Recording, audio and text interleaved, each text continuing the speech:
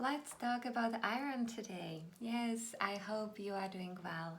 And today I wanted to talk about something was really most common deficiency out there in the world, and it doesn't really matter whether you are vegan or not.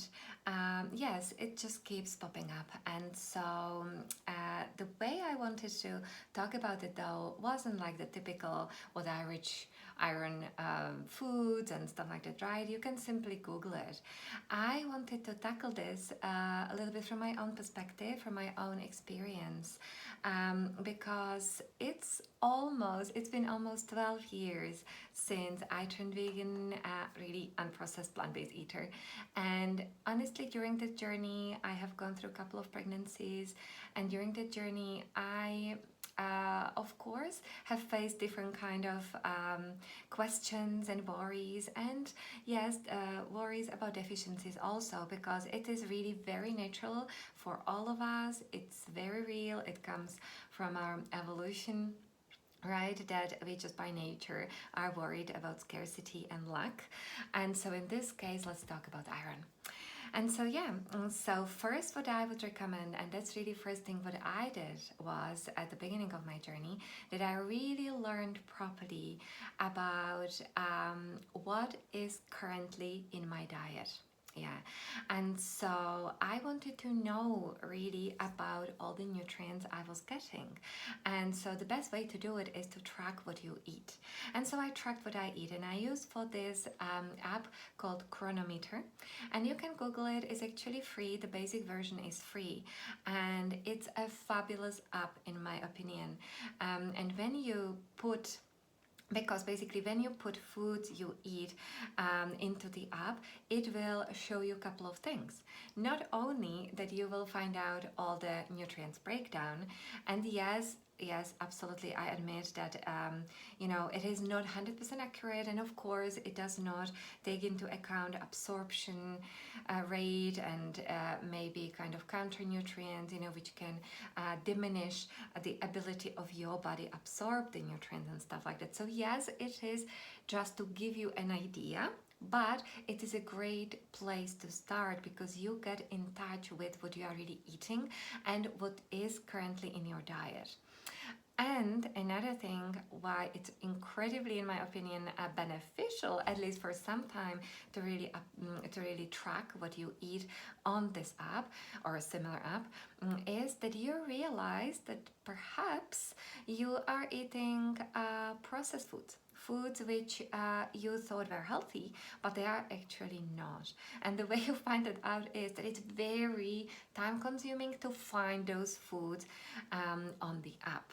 Because look, when you are eating unprocessed fruits and veg, and your whole grains and beans and all that, it's very easy to use this app, right? Because you just put half a cup of beans, you put a cup of kale, you put a tablespoon of nuts and seeds, whatever goes into your smoothies, into your salads, into your stews and chilies. And then using this app is incredibly important. It gives you the breakdown and you know what you need to know.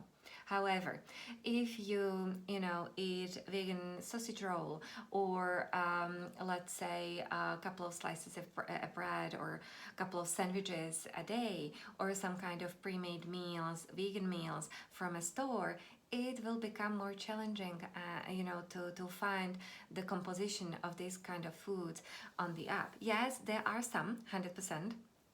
There are some.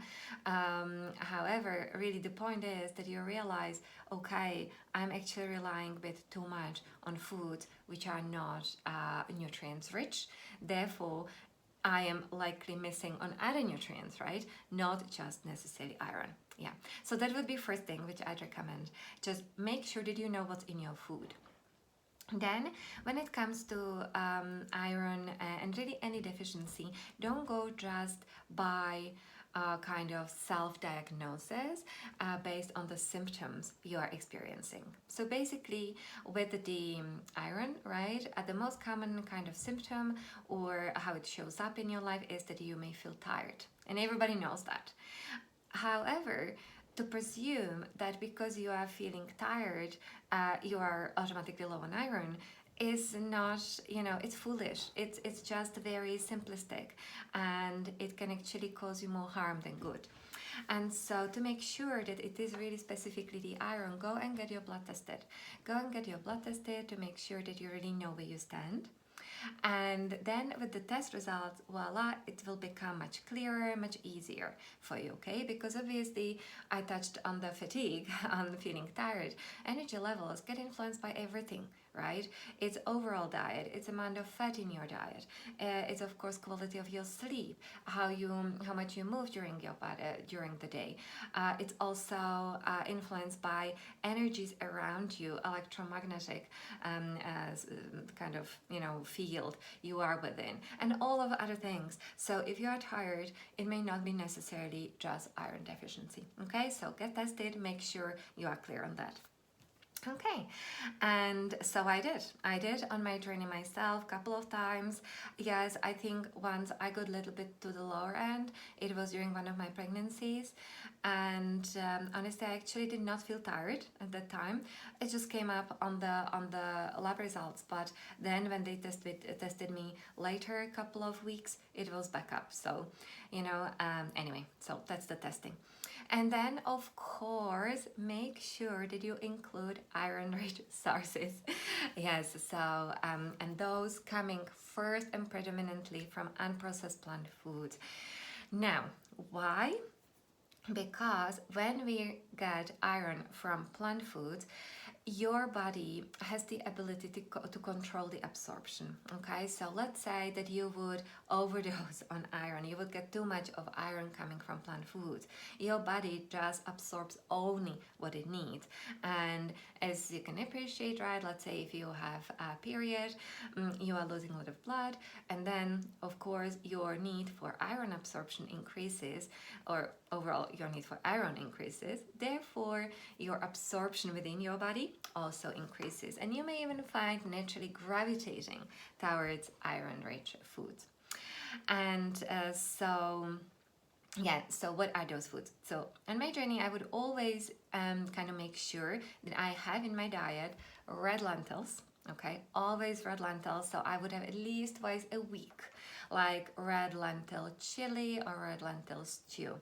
Non-negotiable. First of all, I find them incredibly satisfying because they are high protein also, and second of all, they are also so easy to cook with. And so yeah, that would be one source. Another source, dark red kidney beans, and again, adding them to burgers, to salads, to stews and chilies, having them as a staple. Okay, then nuts and seeds. Now, in appropriate amount, okay? So it does not mean you need to eat like a whole bag of nuts or seeds, but when you add chia seeds and flax seeds to your smoothie or to your salad, when you have a handful of pumpkin seeds or a handful of sunflower seeds as a snack, okay, these all add to your iron overall consumption. Then quinoa, I would always again make sure that I rotate my grains and I don't just rely constantly on, let's say, brown rice, but I also include quinoa in my diet. And so I would have meals like quinoa with red lentil chili, or quinoa with salad, where there would be lots of greens, which, by the way, different greens, but overall all greens have some amount of iron. And so when you eat them within salad is a great way, because you are also getting vitamin C, which I'm sure you know very well. Vitamin C actually increases absorption of iron within your body by up to about 20% more. Okay, and so that's what I would be doing also.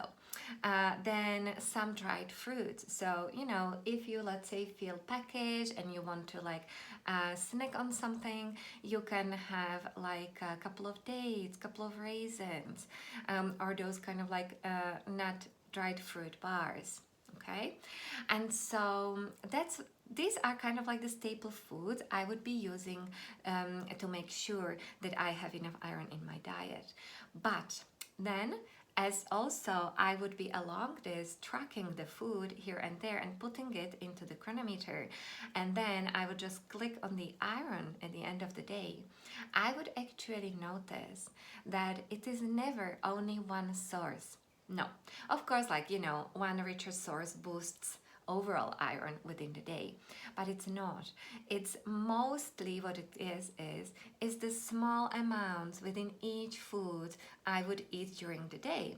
And so I would get a little bit of iron in the lentils, then some in quinoa, some in tofu if I had, then some in the seeds, some in the salads, some in the spinach. Okay, in all these things there would be these would be sources of iron. And so that app just kind of showed me and brought home the message that it's really the overall of my diet what accounts for the iron I consume.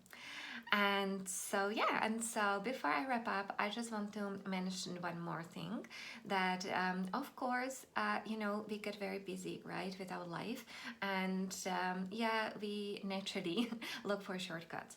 And so, as a shortcut, I was incredibly blessed to come across superfoods, special blends of like green juices made from different kind of dehydrated greens, which naturally also are incredibly rich in iron, in that plant-based iron, which is also packed with antioxidants, right?